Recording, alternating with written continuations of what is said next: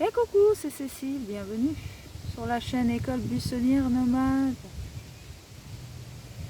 Aujourd'hui, j'ai envie de parler de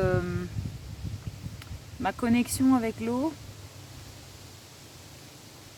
Parce qu'en fait, on m'a posé une question là-dessus, me demander c'est quoi ma connexion avec l'eau. En fait, ma connexion avec l'eau, je pense que je l'ai eue très jeune. Lorsque déjà mon papa me prenait sur son dos et m'emmenait très loin au niveau de... On était au lac Léman, donc... Et ça, j'ai éprouvé une super sensation que je me souviens toujours alors que j'étais toute petite. Après, l'eau m'a servi à calmer mes colères vu que ma maman, elle me mettait sous la douche froide quand je faisais des crises. Et je m'en sers encore aujourd'hui pour me calmer parce que l'eau, ça m'apporte une connexion à moi, une tendresse à moi, un retour à moi et c'est assez instantané. C'est un endroit où je peux jouer, où j'ai pas la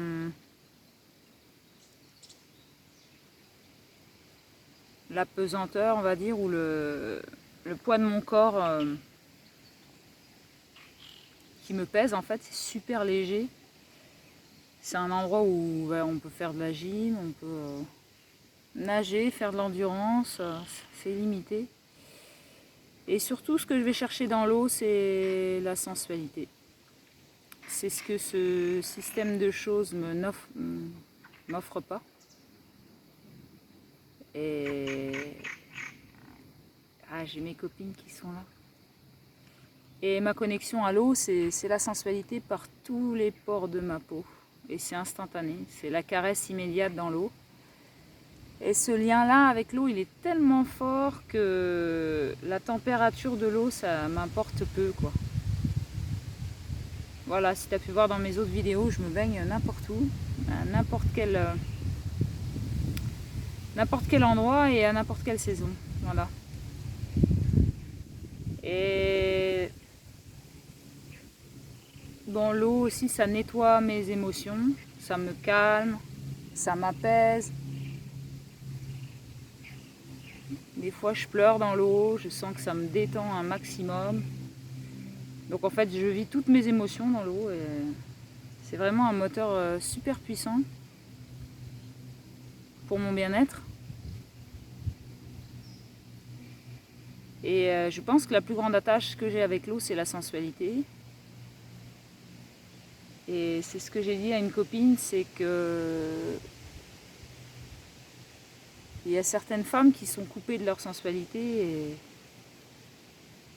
l'eau, ça peut aider à retrouver ce contact-là. L'eau, ça fait l'amour à toutes les cellules, ça c'est sûr et certain. J'ai déjà vécu des choses super fortes en me laissant emporter, même avec les vagues de la mer. Tu te mets au bord de l'eau et tu laisses le va-et-vient t'emporter, l'énergie, elle peut monter super haute en fait. C'est juste une ouverture et en fait, comme moi, j'ai pas trouvé ce que j'avais besoin dans ce système de choses là. Je pense que c'est l'endroit où je trouve le plus de sensualité, c'est dans l'eau. Voilà ma connexion à l'eau.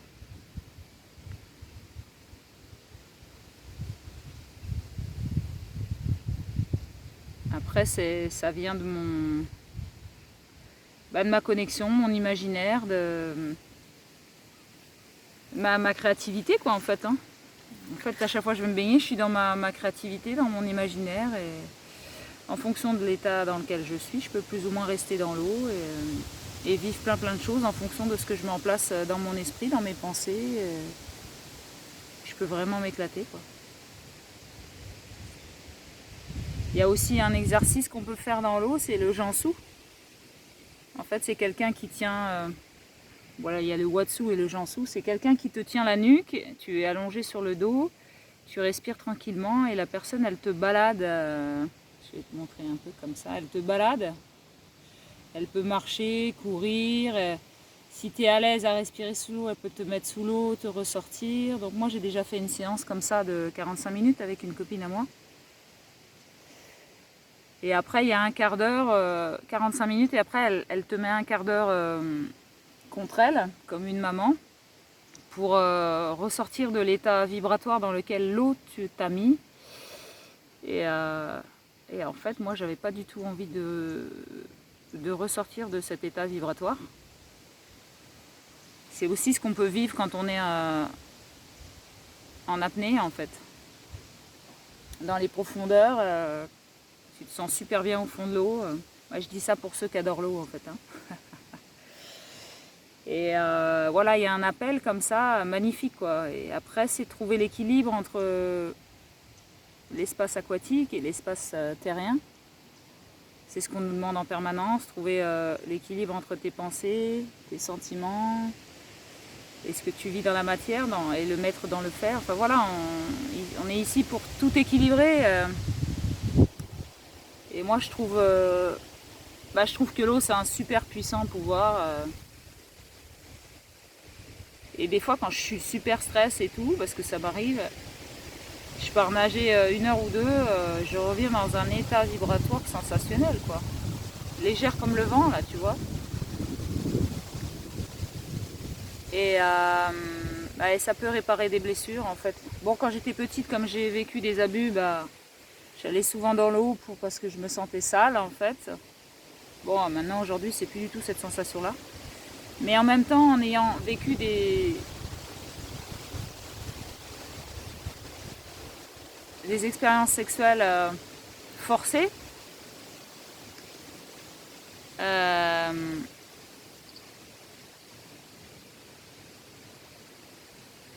l'eau ça m'a aussi calmé dans tout ça. Enfin l'eau ça a été super guérisseur, mais on peut se servir de tous les éléments en fait, parce que le vent, tu peux t'amuser avec le vent aussi. Tu peux trouver un sport avec le vent, du kitesurf, de la planche à voile, du cerf-volant, du deltaplane. Enfin voilà, tout est possible en fait.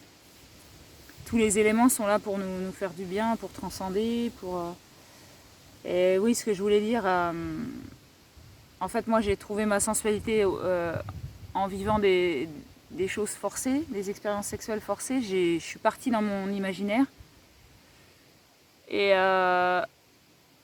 j'ai créé, c'est là où a eu le départ pour la sensualité, pour tout ce que moi je voulais vivre, à tout l'inverse que ce qu'on me forçait. Et l'imaginaire, c'est quelque chose qui nous sauve en fait. C'est un super truc puissant, c'est là où il y a toute notre créativité, c'est la pensée, on ne peut pas nous l'emprisonner quoi. La liberté de penser. Et en fait, ce que j'ai à dire à certaines femmes, c'est trouver sa sensualité. Bon, il y a certaines femmes qui ont vécu des très grosses violences et en fait qui se sont coupées de leur sensualité et qui en sont conscientes. Et moi, je les encourage à aller dans l'eau, à aller trouver cette douceur, ces caresses en elles, et de les ressentir dans l'eau et puis de les mettre en place dans leur couple après. Parce que bien sûr, pour moi, la réalisation de soi, c'est à travers le sexe opposé, le miroir. Ça, j'en parlerai dans une autre vidéo. Et en fait, ouais, c'est comme apprendre à nager. Va apprendre à nager sur Terre, c'est ce qu'on faisait avant d'ailleurs. Mais en fait, on apprend à nager dans l'élément et pour apprendre à se connaître et à voir toutes nos blessures qu'on a vécues avec nos parents dans notre enfance et puis notre famille et tout ça, le meilleur moyen, c'est d'être en contact avec le sexe opposé, l'homme, pour moi, et pour toi, homme, la femme. Et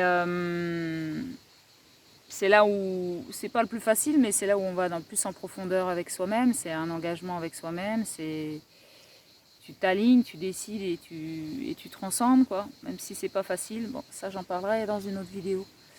Donc voilà, c'est la connexion à l'eau, c'est la sensualité, c'est la guérison, c'est un élément super puissant, comme les autres, hein, comme le feu, l'air, l'éther.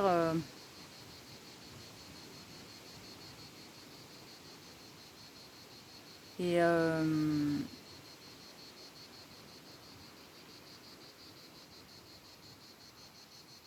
ressentir la puissance. Voilà, on est en plein été, on est le 16 ou 17 juillet. Je suis dans un endroit, comme d'habitude, où il y a personne. Et ça, c'est vraiment mon pied, quoi. Là, je prends mon pied au maximum.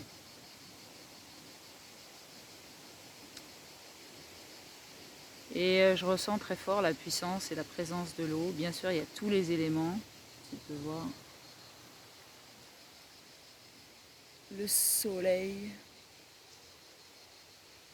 tous ces arbres, cette super végétation, les petits poissons qui viennent faire des petits chatouilles aux pieds et tout, sensationnel, quoi. Voilà un petit message d'amour pour l'eau, de guérison pour toutes celles et ceux qui en ont besoin. Les hommes, c'est tout à fait pareil. Ils peuvent aller chercher la douceur d'une femme, d'une mère comme moi, quoi. C'est pareil. C'est un peu ça aussi, puisqu'on est dans le liquide amniotique quand on est dans le ventre de notre maman. Et c'est un peu ça, la terre-mère qui nous berce et qui nous amène à notre réalisation, à notre guérison. Voilà, voilà. Des gros bisous à tous. Et puis, vive l'amour de soi et de la nature. Merci.